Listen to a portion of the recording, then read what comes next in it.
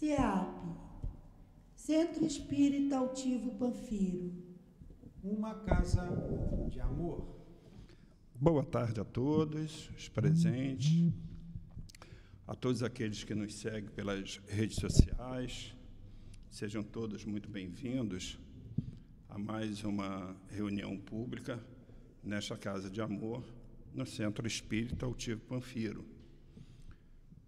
Sempre digo que aos sábados nós temos sempre uma satisfação imensa de poder estar nesta casa, realizando mais uma reunião pública. Porque aos sábados, às 10 horas da manhã, nós já realizamos a primeira reunião pública. E, juntamente com a reunião pública, tendo começado às 8 horas, nós também estamos realizando a obra social de Antônio de Aquino. Então, é verdadeiramente uma felicidade, uma alegria muito grande poder participar também dessa felicidade que envolve a todos aqueles que vêm aqui buscar a harmonia, vêm buscar os fluidos, energias, né? Então, é uma satisfação muito grande, porque atendemos a centenas de famílias que vêm também em busca da evangelização com os seus filhos, e é sempre um prazer muito grande. Seja bem-vindo, Guilherme. Nós temos as reuniões, nós temos os estudos nesta casa, que acontecem de segunda a segunda, pela manhã, à tarde e à noite, sendo que às quartas-feiras nós realizamos as reuniões públicas juntamente com o passe de cura, às 10, às 15 e às 19 horas. E às sextas-feiras é reservado ao trabalho interno. No sábado nós temos, então, a obra social e a reunião pública. No domingo nós temos também o estudo, e juntamente também aos domingos, um grupo de médiuns faz as visitas fraternas, né? Então, a casa, por isso dizemos, é uma casa de amor, porque nós verdadeiramente, a partir do momento que colocamos os pés nessa casa, nós nos sentimos modificar para melhor, nos sentimos nos harmonizarmos, nos sentimos em sintonia com o nosso Mestre Jesus, com o nosso Pai maior. O tema hoje é do livro dos Espíritos, nas questões 1010 a 1011. E na abertura será do Evangelho segundo o Espiritismo, no capítulo 17, item 10. Quem vai fazer a palestra, o estudo, é o nosso querido Guilherme Kremer, que nos honra sempre quando aqui vem trazer o seu conhecimento e os ensinamentos de Jesus. E na hora dos passos, quem vai fazer a sustentação é a nossa querida irmã Maiara, trabalhadora da casa, incansável. Nós pedimos a gentileza àqueles que, porventura, possam estar com o celular ligado, que possa desligá-lo ou colocá-lo no sistema de Vibracal, para evitar, na hora da palestra, que ele possa vir a tocar e desconcentra tanto aquele que está passando a mensagem como aqueles que estão recebendo as mensagens. Queremos também informar que já iniciamos a entrega das bolsinhas, né, de Natal para os assistidos, né? São coisas simples para aqueles que estão doando, mas que significa e representa muito para aqueles que vão receber. Então, após a reunião pública ali na livraria, já tem ali a bolsinha, a pessoa poderá devolvê-la até o dia 10 de dezembro. Então, apadrinhe uma criança para que ela possa sentir, assim como nós, adultos, a felicidade, a presença de Jesus na casa de cada um. Bem, nós vamos fazer a leitura do Evangelho segundo o Espiritismo, no seu capítulo 17, no item 10, o capítulo 17, que fala sede perfeitos, e o item 10, o homem no mundo, que nos diz: um sentimento de piedade deve sempre animar o coração daqueles que se reúnem sob os olhos do Senhor e imploram a assistência dos bons espíritos. Purificai, portanto, vossos corações. Não deixeis que neles se instale nenhum pensamento mundano ou fútil. Elevai o vosso espírito até aqueles que chamais, a fim de que, encontrando em vós as disposições necessárias, eles possam lançar em profusão as sementes que devem germinar nos vossos corações, e neles produzir os frutos da caridade e da justiça. Agradecemos ao Pai pela oportunidade da vida, pela oportunidade que nos dá do amanhecer de cada dia. Agradecemos a Jesus, Mestre querido, pelos seus ensinamentos, por nos permitir vir a esta casa de amor, onde aqui somos recebidos pela coluna de espíritos que exalam em amor e nos protege e nos traz os fluidos e as energias. Casa Espírita, que tem como o dirigente espiritual nosso querido Altivo Panfiro, sustentado por todos os demais, Dr. Erma, Dr. Bezerra de Menezes, Dona Ivone, Cidinha, Lourdinha, enfim, todos aqueles que desde cedo já se fazem presente nesta casa.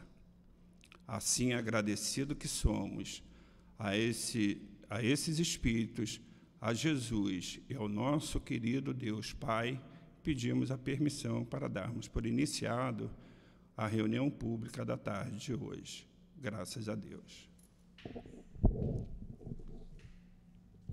Eu vou fazer a leitura apenas da pergunta do Livro dos Espíritos, na questão 1010. Ressurreição da carne. O dogma da ressurreição da carne será a consagração da reencarnação ensinada pelos Espíritos? São 17 horas.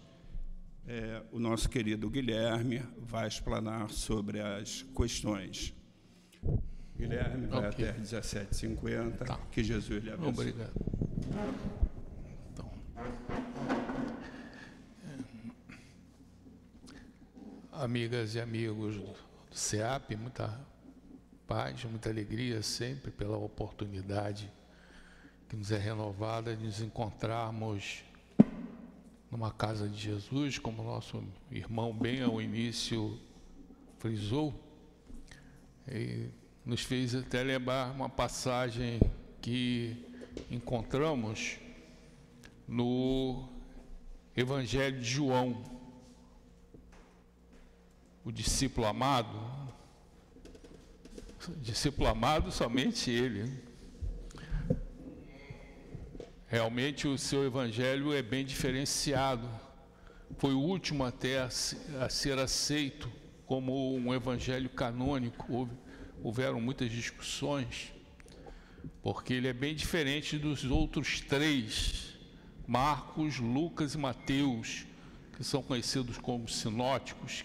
Sinótico significa o seguinte: você por uma visada, eles são bem iguais.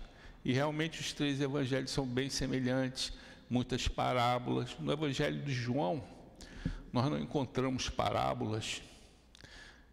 E evidentemente já não havia necessidade, porque o evangelho de João foi o último a ser escrito. E se já tinham sido abordadas, ele procurou trazer algumas verdades que Jesus nos ensinou, e era um espírito diferenciado também. Era discípulo amado, porque provavelmente seguiu Jesus com 16, 17 anos, quer dizer, um jovem, né, bem na sua mocidade. Então, certamente Jesus teve para com ele um acolhimento diferenciado pela sua juventude, testemunhando sempre a sua lealdade. Recordem-se que na cruz, Jesus pediu-lhe para que tomasse conta de sua mãe, Maria. Isso nos indica que provavelmente José já estava desencarnado, e provavelmente também, porque existe sempre grandes debates, porque nos evangelhos encontramos referências de irmãos de Jesus. Mas lá no Oriente, o primo é irmão. Primo é irmão. Então, provavelmente eram primos. E Jesus, então, pediu-lhe para que tomasse conta de Maria, e ele o fez, levando para viver lá no Monte Coresos, na cidade de Éfeso. Era um médium maravilhoso, desencarnou com idade avançada. O espírito Ramatiz até faz uma reflexão, colocando que ele seria a reencarnação do último dos juízes e primeiro dos profetas do povo hebreu, que foi Samuel. Tem uma vida bem parecida com a de João, também foi dedicado ao templo. No caso, na época não tinha o templo, era ainda a Arca da Aliança, porque sua mãe não podia ter filhos, e isso era para ela uma situação muito difícil. Ela prometeu que se ela engravidasse, ia dedicá-lo às atividades sacerdotais que eram realizadas em Sicar, ali na região de Samaria, que nós vamos fazer até uma menção a ela, porque João vai mencionar um acontecimento lá. Então João anotou uma passagem de Jesus quando ele se encontrava justamente em Sicar, na Samaria. Depois de uma longa jornada, os seus apóstolos foram até a cidade de Sicar, e Jesus se dirigiu ao poço de Jacó. E lá se aproximou uma mulher com uma ânfora, e começou então um diálogo muito importante, bastante denso. Vocês podem abrir o Evangelho, vão ver esse diálogo com a mulher samaritana no poço de Jacó. É um diálogo muito bonito. Ali Jesus afirmaria que ele era a água viva que descedenta as criaturas, e afirmou também que o seu sustento, o seu alimento é cumprir e atender à vontade de Deus. Quer dizer, ele quase não tinha vontade própria, a vontade de Jesus era a vontade de Deus. Esse é o nosso grande problema. Nós devemos adotar e praticar a vontade do Pai para cada um de nós, não a nossa própria. Claro que Deus tem uma vontade geral para toda a humanidade, que é justamente o aperfeiçoamento espiritual, o retorno de todos para Ele. Mas tem uma vontade específica para cada um de nós, nas nossas vidas, porque cada um de nós tem a sua carreira, cada um de nós tem que cumprir as suas atividades. Mas esse era o sustento de Jesus. E tem uma passagenzinha bem curta desse longo diálogo que eu queria aqui mencionar, e não é dada às vezes muita atenção, foi que Jesus estava falando com uma mulher, o que não era comum, uma mulher samaritana. Sabemos dos problemas que existiam de preconceito dos judeus para com os samaritanos. Jesus era judeu, e o mestre então lhe pediu o seguinte: mulher, vai chamar seu marido, vai chamar o seu marido. Essa mulher na época não era uma designação assim inferior, era até uma referência educada, tanto que Jesus chamou também até sua mãe de mulher, Maria de mulher. Era uma prática da época. E ele foi cortês, porque a mulher respondeu o seguinte: eu não tenho marido. Ponto. E aí Jesus complementou: realmente você está falando a verdade. Você vive com um homem que não é seu marido, mas você já teve 5 maridos. E aí, essa mulher samaritana ficou verdadeiramente surpresa. O senhor é um profeta, o senhor sabe bem das coisas.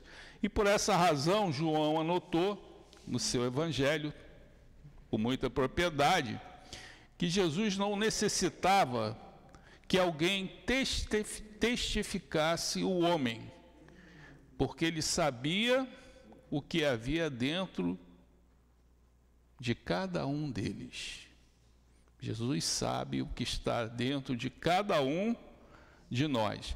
Entretanto, isso jamais foi motivo de surpresa, de desânimo. Não, o mestre continuava ajudando mesmo sabendo o que ia dentro daquelas criaturas.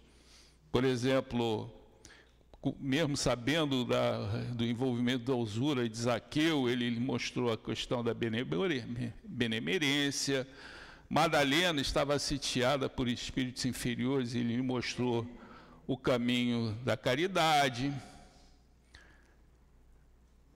Tomé estava envolvido pela incredulidade, ele apontou a fé.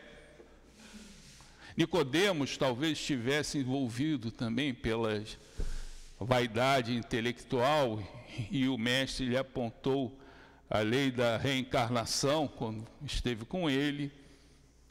Judas estava envolvido em sombras espessas, e o mestre lhe ofertou amizade e carinho. E o próprio Paulo, que estava totalmente fanatizado pela lei, pela religião, e o mestre o convidou para uma missão extraordinária. E o tempo passou e Jesus continua o mesmo, ajudando-nos sempre. Assim, sempre que transpormos os portões dessa casa, temos a certeza que os Espíritos do Senhor nos conhecem bem, melhor do que nós mesmos. Por quê? Eles conhecem os nossos erros e enganos do passado. Nós sentimos os efeitos desses enganos, mas não sabemos exatamente as causas, e é muito bom não saber, né? Porque o esquecimento é uma bênção, mas sentimos esses efeitos nessa presente encarnação. E também temos as nossas dúvidas e as nossas fraquezas. Mas esses espíritos continuam a nos ajudar, procurando extrair, como Jesus extraiu, o melhor de cada uma daquelas criaturas. E assim, a exemplo de Jesus, que nós também possamos, ao identificarmos as eventuais fraquezas em algum companheiro, com quem convivemos, que também possamos extrair deles o melhor e não ficarmos impressionados ou condenando-os, porque certamente não será esse o caminho que o mestre seguiria. Então, era uma reflexão inicial que veio em cima daquelas suas palavras, né? De que a pessoa, quando aqui chega,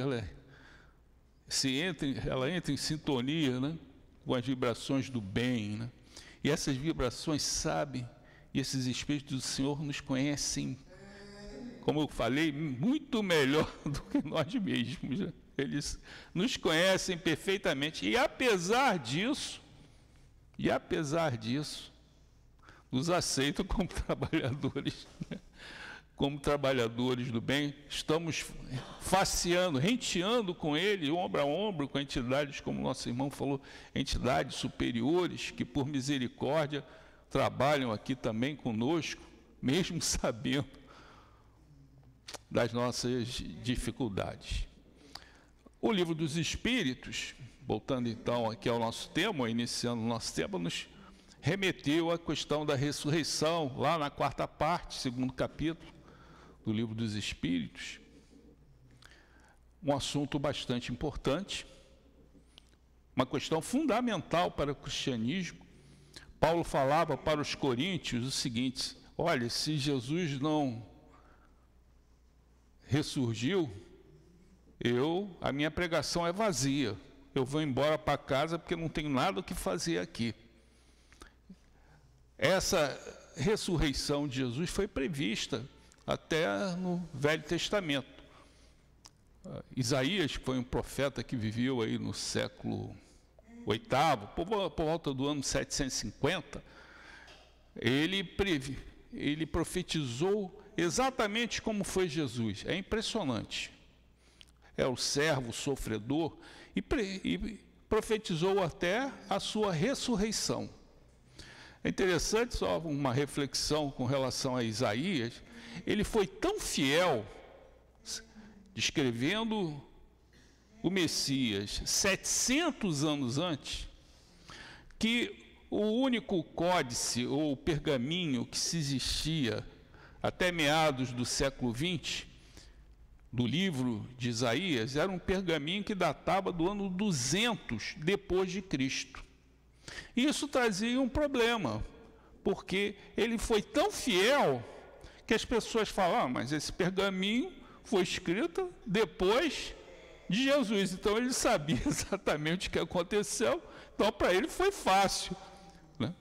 Só que em 1947, uns beduínos, meninos, lá perto do Mar Morto, nas colinas de Curã, né?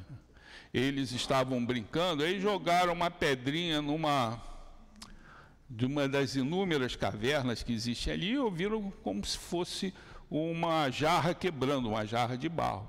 Foram até lá, encontraram um enorme número de pergaminhos, conhecido como os manuscritos do Mar Morto, que continuam a ser analisados, porque o volume é muito grande. E lá tinham, veja a importância, lá tinha um livro de Isaías, escrito cerca de 2 séculos antes de Cristo. Então, Isaías foi um grande profeta realmente. Foi aquele profeta que começou a procurar, ele foi quase como um precursor do movimento de Jesus, 700 anos antes, porque ele estava incentivando sempre a caridade, né? Porque o povo judeu, numa visão de um Deus de justiça, estava sempre querendo realizar os sacrifícios, né? Sacrifício dos animais, né? Porque aí a criatura com o sacrifício do animal ficava de bem com o pai. Era uma cerimônia ritual, hoje bárbara para nós, mas na época era muito importante. E nós sabemos que até a época de Jesus, quantos e quantos sacrifícios de animais eram realizados diariamente. Eram colunas e colunas de fumaça de animais, enfim, que eram sacrificados, né? Mas, de qualquer maneira, essas referências foram bastante importantes para confirmar Isaías, que procurou, como eu falei, exaltar a caridade. Deus não quer sacrifício, Deus quer misericórdia. Seguiram-se outros profetas que trouxeram a mesma visão. Essas palavras até não são de Isaías, mas ele também tinha essa condição. Falo até que Isaías, o livro de Isaías parece até um evangelho. Ele era um médium, ele se deslocava do corpo, ia no mundo espiritual, e aí era orientado, voltava e começava a escrever. Tanto que ele foi muito preciso com relação a Jesus, de uma precisão impressionante. E é interessante que a primeira vez que ele foi no mundo espiritual, ele via aqueles espíritos iluminados à sua volta, e a boca dele ficou presa e muda, quase de vergonha, né? Porque quando você está junto à luz, mais os seus erros ficam evidenciados, né? É que nem um quarto escuro, está bagunçado, ninguém, e se está escuro, ninguém vê, né? Mas quando você acende a luz, você vê a bagunça, né? Então ele falou que ficou com mudo de vergonha, porque ele estava ali junto com espíritos superiores. Encontramos ressurreição também no Velho Testamento, com o filho da viúva de Sarepta, que foi... Porque o que é ressurreição? É você sair da morte para a vida. O menino estava morto e Elias trouxe esse menino à vida. E no Evangelho, nós encontramos dois momentos em que Jesus fez a previsão da sua própria ressurreição. A sua própria ressurreição. Ele, em determinado momento, perto daquele comentário que eu fiz aqui ao início, né, de que Jesus bem conhece a todos nós, essa frase foi trazida em Jerusalém, naquele momento em que Jesus acabou tendo aquele encontro com Nicodemos, né? Foi a primeira vez que Jesus foi a Jerusalém, numa festa da Páscoa, como dentro do seu ministério público, né? Só que quando ele chegou também em Jerusalém, né, depois ele teve um encontro com Nicodemos, mas antes aconteceu aquela famosa passagem da expulsão dos vendilhões do templo, porque quando Jesus entrou no pátio do templo de Jerusalém, encontrou aquele comércio, e aquilo o afrontou, e ele começou então, de certa maneira, de uma maneira bastante firme, expulsar aqueles vendilhões do templo da casa do Pai, porque o templo simbolizava justamente a casa do Pai. Nós temos que extrair aí um simbolismo bastante importante de que nós somos o templo de Deus. Isso Paulo falava, né? Nós somos o templo de Deus. E nós também temos que expulsar uns vendilhões que estão dentro desse templo. E se nós não formos firmes como Jesus foi,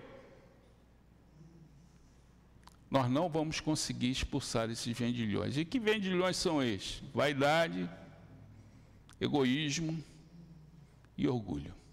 São os vendilhões do nosso templo interior, que nós temos que ter forças para afastar. E, evidentemente, ele já entrou em colisão com alguns sacerdotes, com aquela ação que ele empreendeu. E, nesse momento, ele teria afirmado, olha, esse templo, fazendo referência ao seu próprio corpo, né, iria ser ressurgido em 3 dias. É interessante que os sacerdotes pensaram que ele estava fazendo referência ao templo construído, o templo matéria. Não, ele estava falando do templo do corpo dele. E, posteriormente, quando Jesus também fez a segunda multiplicação dos pães e peixes, foi uma ação bastante importante, não foi numa região pagã. Jesus multiplicou os pães e os peixes 2 vezes. Né? A primeira para os judeus, na região lá de Cafarnaum, a maioria eram judeus, e a segunda multiplicação foi na região de Decápolis, que ficava na região sudeste do lago de Genezaré, era uma região pagã, tinham 4, 5 mil pessoas. Igualmente aconteceu quando da primeira multiplicação. E nessa segunda multiplicação ele até perguntou, né, quantos pães vocês têm? E tinham 7 pãezinhos, né? E aí ele conseguiu fazer essa multiplicação, mostrando também simbolicamente que nós também temos que apresentar alguma coisa. Porque o grande multiplicador é Jesus. Vocês devem sentir essa situação aqui. Nós não somos nada, gente. Jesus afirmava, de mim mesmo nada posso. Jesus. Mas como é que nós conseguimos fazer? Porque quem multiplica é o mestre. Mas eu tenho que ter algum pãozinho. Eu tenho que trazer alguma... Simbolicamente eu tenho que dar alguma coisa. Porque se eu não tenho nada, não adianta multiplicar. Multiplicar por 0, se você não tem nada, é 0. Toda multiplicação por 0 é 0. Eu tenho que ter alguma coisa. Nem que seja um pãozinho, não precisa ser um bisnagão bacana, mas você tem que ter a tua contribuição.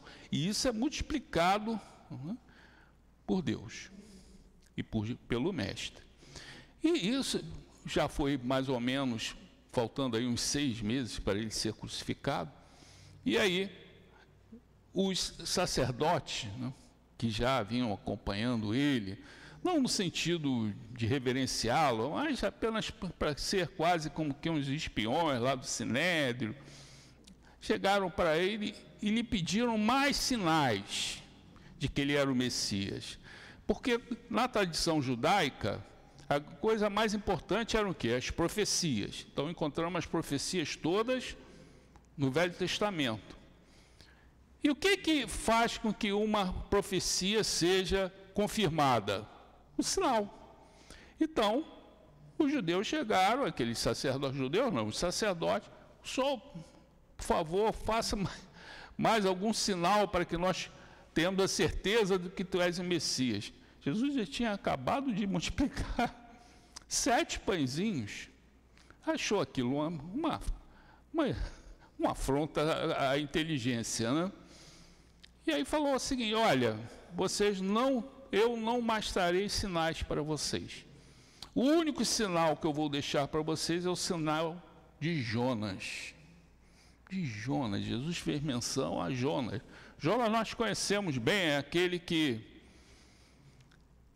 vivia, né, lá na região de Jope, né, e Deus apareceu a ele e pediu-lhe para que ele fosse converter os assírios em Nínive. Que tarefa difícil, né? Porque os assírios eram muito fortes. Mas Deus ordenou a Jonas para que ele fosse lá. E aí, ele falou que ia, que sim, né? Mas por dentro ele estava falando que, pensou, eu não vou, porque eu vou ser morto lá pelos assírios, né? E aí, quando chegou em Jope, no porto, ele pegou justamente um navio que ia na direção oposta. E aí, pela quase uma história simbólica do Velho Testamento, o navio começou a singrar, né? E daqui a pouco o mar virou totalmente, o tempo desabou, ondas começaram a bater, e aí o comandante com seus auxiliares começaram a ver o seguinte: quem era o culpado daquilo? Bem típico da humanidade, né? A humanidade está sempre procurando saber quem é o culpado, né? Porque aquilo parecia que os deuses, né, que cuidavam dos mares estavam bastante irritados. Então tinha alguém culpado. E aí começaram. E aí viram Jonas lá. O que você está fazendo aqui no navio? E aí Jonas lhe contou a história. Eles descobriram, então a culpa é tua. Você que é o culpado. Nós estamos sempre atrás do culpado, né? Para levar essa culpa, né? E aí pegaram Jonas, jogaram ele no mar, o mar acalmou, e ele conta essa história que bem conhecemos, acabou sendo engolido por uma baleia, ficou 3 dias e 2 noites, foi expelido de novo. Ele tentou escapar de Nínive, mas a baleia levou Jonas para Nínive. E Jesus se utilizou dessa história, porque seria o último sinal que ele daria para aquelas criaturas, o sinal de Jonas. Porque, a exemplo de Jonas, né, o mestre também, o corpo dele teria ficado no túmulo 3 dias, 2 noites, né, porque ele seria crucificado na sexta-feira, ao meio-dia, e iria ressurgir no domingo para Maria de Magdala. O mestre previu a sua ressurreição, que veio acontecer justamente, como já antecipei, naquela festa da Páscoa, do ano 33. Né? O mestre acabou sendo crucificado na sexta-feira, uma morte bastante dolorosa, terrível. Né? Os romanos aprenderam a crucificar quando ele estava em luta contra os cartagineses nas guerras púnicas e gostaram, mas que essa tecnologia boa essa, vamos adotar. E existe apenas uma referência, acharam um calcanhar de uma criatura que teria sido crucificada. Se vocês encontram na internet, se vocês verem o tamanho do prego que é no calcanhar, que está incrustado, é assim terrível. E era no calcanhar de lado, isso indicando, né, que as pernas ficavam, a trave ia no meio das pernas e você era fixado o seu calcanhar, né, assim de lado. Era uma coisa bastante dolorosa. Sabemos da história, a importância de José de Arimateia, que tinha um túmulo, ele estava preocupado em arrumar um túmulo para Jesus, e conseguiu. José de Arimateia era uma criatura, conhecia a Nicodemos, e ele conseguiu articular para que o mestre fosse então sepultado. Claro que o sábado, depois da crucificação, foi um dia bastante complicado, porque era um dia reservado ao descanso, então ficavam todos nas suas casas, ninguém fazia nada. Evidentemente que é um momento propício, né? Quando nós não fazemos nada, ficar fofocando, né? As pessoas fofocavam e certamente falavam, né, daquele homem que fora crucificado na sexta-feira. Os seus apóstolos e seguidores, eles dispersaram, ficaram totalmente desequilibrados. O próprio Pedro, né? Porque o próprio Pedro acabaria negando ao mestre por 3 vezes. Né? Então, vocês podem entender que o sábado foi um dia muito perigoso para o desenvolvimento do cristianismo. Até que, no domingo, Maria de Madalena, o original que vivia em Magdala, que era uma cidade considerada como uma cidade perdida, né, mas foi achada no ano 2004 por um padre mexicano, perto de Cafarnaum. Impressionante, né? Só no século XXI, essa cidade tão importante seria achada. Ela chegou chorando no templo, e ouviu uma voz que ela já conhecia, né? Por que estás chorando? Aliás, é sempre uma lição para nós, né? Ela estava chorando porque achava que Jesus estava morto e ele estava vivo. Ele estava vivo. Então, muitas vezes nós choramos na vida por situações que, a princípio, parecem que para nós são ruins, mas são situações que, na essência, são boas e favoráveis. Então, sempre que nós chorarmos, procuremos ouvir, né, aquela pergunta de Jesus para Maria Madalena, ou de Magdala, né? Por que choras? E aí viria o anúncio mais feliz que a humanidade recebeu, que Jesus estava vivo.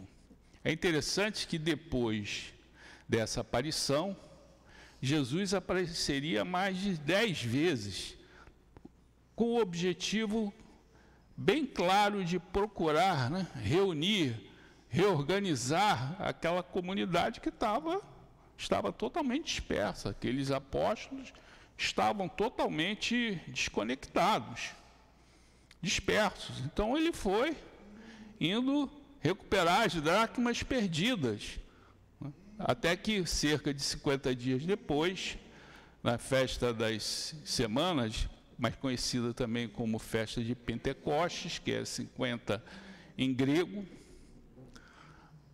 esses apóstolos e discípulos se reuniram novamente, através desse movimento de Jesus, que aparecia vivo em espírito materializado em algumas ocasiões para esses apóstolos, esses discípulos.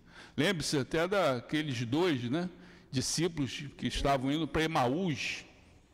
Aí Jesus tinha sido crucificado, aí os dois foram para Emaús, iam reclamando da vida, Se Jesus era o rei dos judeus, por que ele se deixara morrer assim, entre dois ladrões, Estavam muito desesperançados, até que em determinado momento eles notaram que um homem começava a segui-los.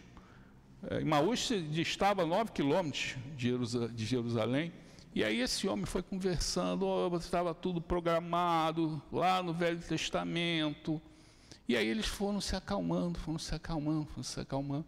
Aí quando chegaram a Emaús, convidaram esse homem para jantar, e aí notaram que era Jesus, mas quando eles notaram, o mestre já se foi.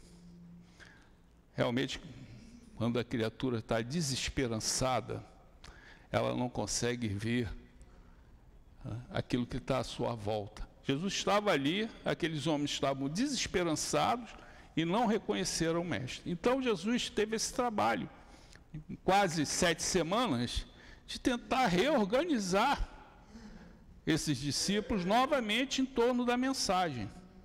Até que aconteceu o evento em Pentecostes, estavam lá mais de quase 200 cristãos reunidos por ordem de Jesus, que pediu-lhes para que eles fossem até o tempo que algo iria acontecer.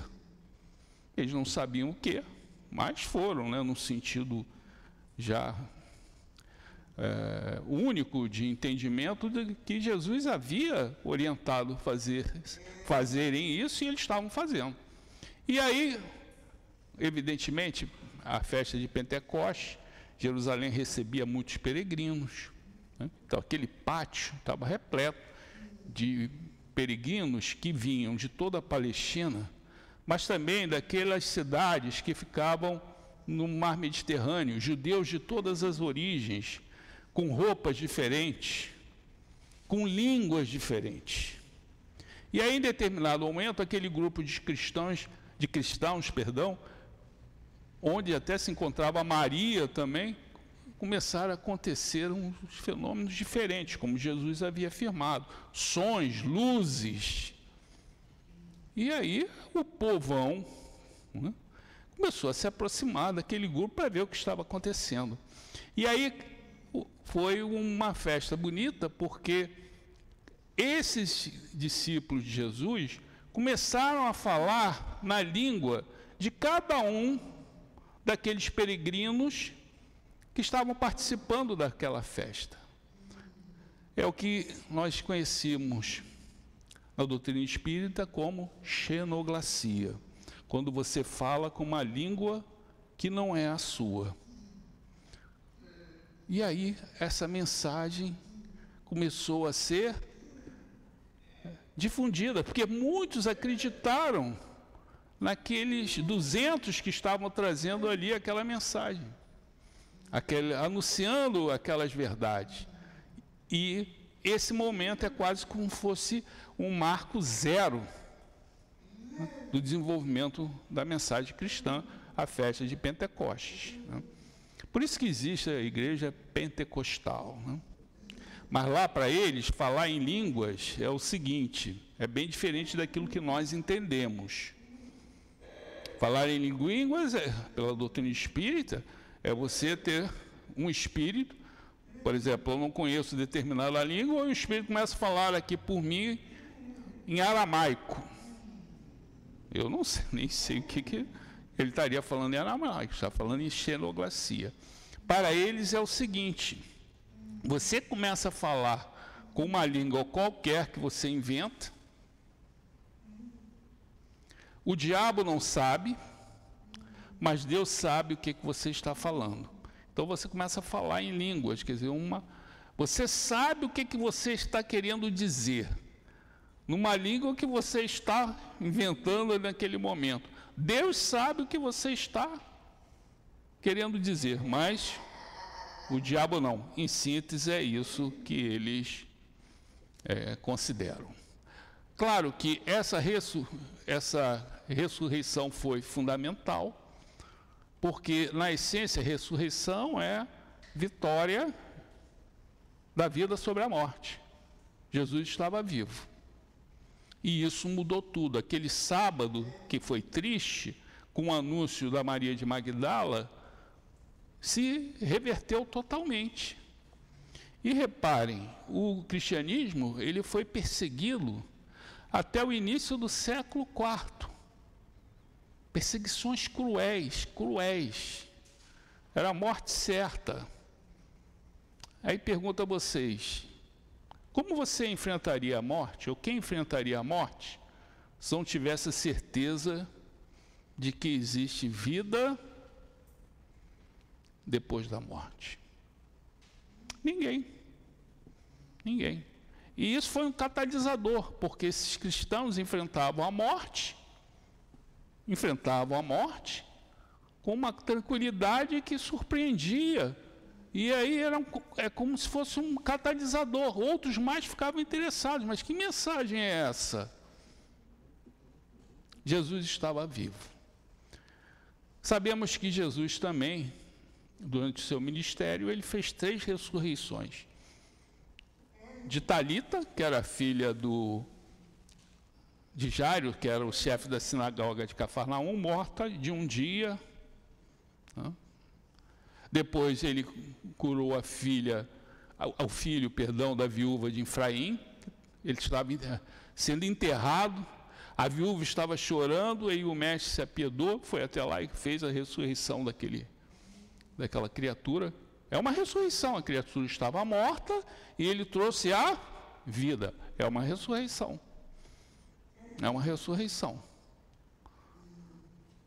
Claro que isso só é possível enquanto houver a ligação do perispírito com o corpo, aquela ligação fluídica que nós aprendemos pela doutrina espírita. Se ela já tivesse sido cortada, não poderia se retornar à vida.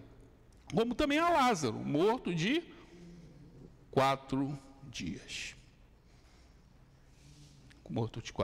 Então, quando se analisa a ressurreição, se fala o seguinte: existe aquela ressurreição temporária, que é essa ressurreição de que a criatura estava morta, Jesus foi lá e trouxe ela à vida, né?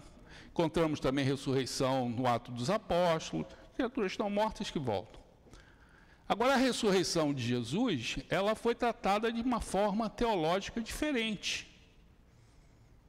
Para a doutrina espírita, a ressurreição de Jesus era a vitória da vida sobre a morte, é a imortalidade da alma. Havia um entendimento também que ressurreição, quando você sai da morte para a vida, como reencarnação. Até era um entendimento que existia à época de Jesus. Por 200 anos se teve esse entendimento, que ressurreição é reencarnação. Entretanto, ao longo do tempo, foi criada aquela teologia da ressurreição no fim dos tempos. Então, se você pegar alguém que professe o cristianismo, é a maioria, né, gente? Ou protestante ou católico, o que acontece com a alma? Está todo mundo dormindo. É interessante que eles não gostam nem de fazer prece, nem prece para aqueles que morreram. Não façam prece, porque eles estão dormindo. Mas no fim dos tempos, eles acordarão e retomarão seus corpos. O que para nós, bem sabemos, é algo que não se sustenta, né? E fico me imaginando, quantas camas devem ter lá, né? Porque desde então você vai morrendo, vai dormindo lá. Imagina quando todo mundo acordar, né? Vai ser uma confusão. E a doutrina espírita, então, veio trazer um esclarecimento para nós, bastante significativo e importante, sobre essa questão. No livro dos Espíritos, eles procuram dar a visão da ressurreição como reencarnação, o que era até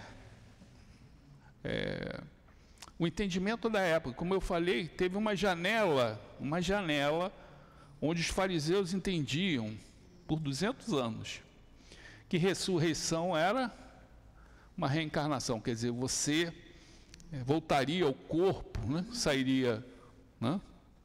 Retornaria do mundo espiritual e renasceria novamente num novo corpo. Entretanto, o que foi adotado teologicamente ao longo do tempo, como coloquei aqui, foi que essa ressurreição se dará ao final do fim dos tempos, né? Que, aliás, no entendimento de muitos, são os dias que correm. O fim dos tempos são os dias que correm. Então, vocês entrarem em qualquer site no YouTube, canal, vai falar lá, é o dia do Senhor. O dia do Senhor é aquele que vai trazer o anúncio justamente desse fim dos tempos. E aí vai acontecer essa ressurreição. Bem sabemos que isso não se sustenta, e a doutrina espírita vem nos trazer um esclarecimento maravilhoso. Não tem o menor sustento esse entendimento teológico, que infelizmente é predominante na maioria da cristandade. A maioria da cristandade tem esse entendimento. A minoria, que é a doutrina espírita, nos fala justamente o contrário.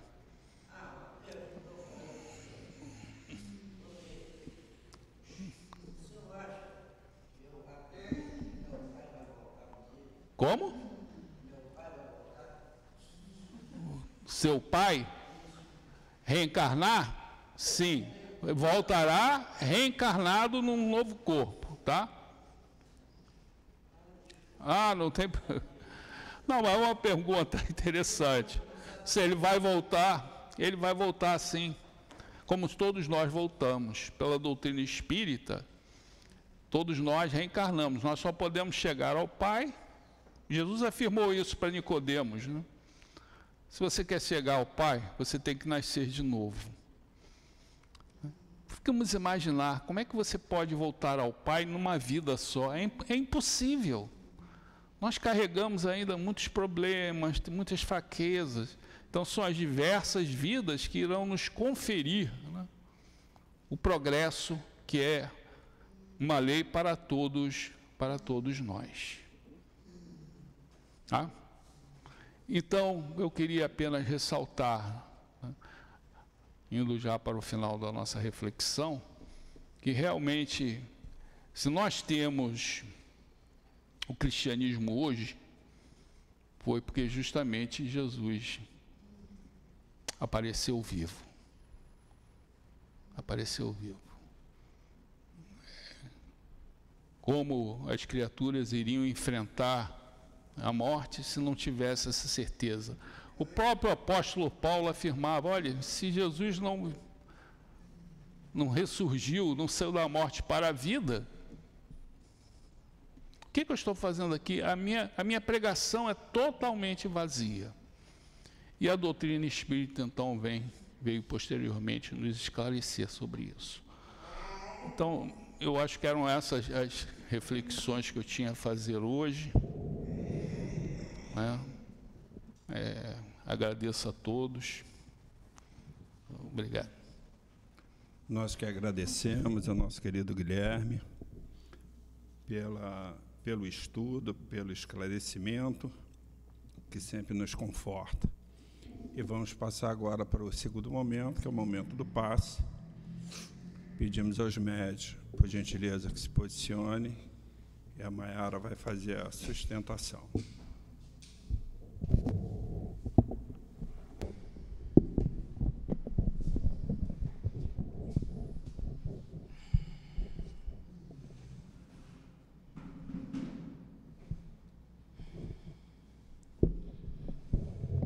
Mestre Jesus, tu disseste que quando 2 ou mais pessoas se reunirem em seu nome, tu estarás presente.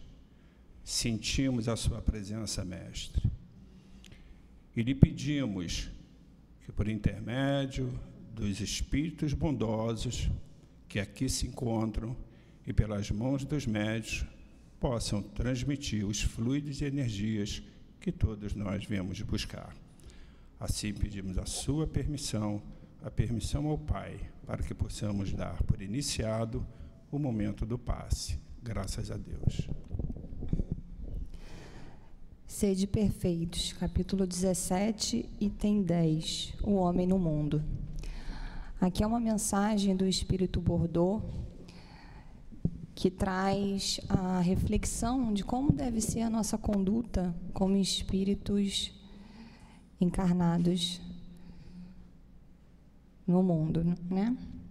E ele começa aqui dizendo as seguintes palavras: um sentimento de piedade deve sempre animar o coração de nós, né? O que é piedade? É ter compaixão pelo próximo, pelas situações que ele vem vivenciando.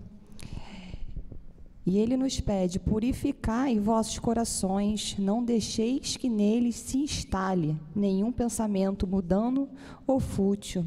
Ou seja, que não venhamos deixar nenhum pensamento brotar, criar raiz em nossos pensamentos, né? Sabemos que todo sentimento, todo comportamento, ele começa a partir daquilo que pensamos. E se a gente pensa, a gente tem controle, né? A gente pode controlar, a gente pode tentar nos abster daquele pensamento, pois ele sabia que na nossa condição de espíritos imperfeitos, nós ainda pensamos coisas ruins, mas que temos e podemos nos esforçar em repelir tais pensamentos. E ele coloca aqui os pensamentos mundanos, né, fúteis, sobre as coisas do mundo, efêmeras, passageiras, mas que possamos também pensar naqueles pensamentos ruins, de medo, de preocupação, que é daí que nasce a ansiedade, né, esse estado de humor que tanto nos faz mal, que tanto nos prejudica, né, e faz com que a gente experiencie todas aquelas sensações fisiológicas. E nós sabemos que o medo e as preocupações, ela é falta de fé nos desígnios de Deus.